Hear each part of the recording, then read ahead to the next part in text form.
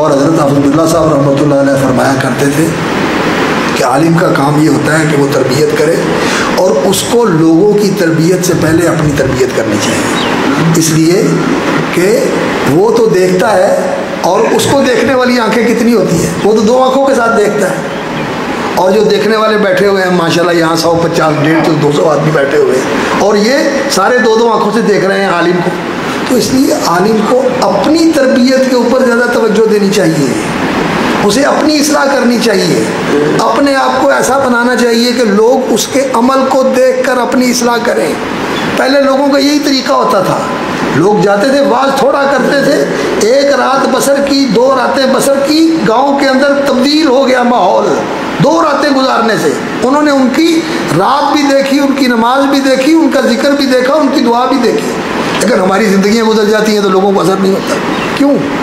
ہمارے اندر کمزوری ہے. ہمیں اپنی اصلاح اور تربیت پر بھی توجہ کرنی چاہیے، اور لوگوں کو بھی تربیت کو قبول کرنا چاہیے، اور مسجد کا ماحول تعلیمی ہونا چاہیے، تعلیمی ہونا چاہیے. وہاں درس قرآن بھی ہو، درس حدیث بھی ہو، عقائد کی اصلاح بھی ہو، معاملات کی اصلاح بھی ہو.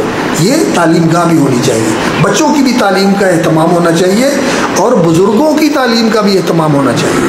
اور ایسا ہی ہونا چاہیے کہ سارے سیکھ رہے ہیں، خواتین بھی سیکھ رہی ہیں، مرد بھی سیکھ رہے ہیں، بچے بھی سیکھ رہے ہیں، بوڑھے بھی سیکھ رہے ہیں.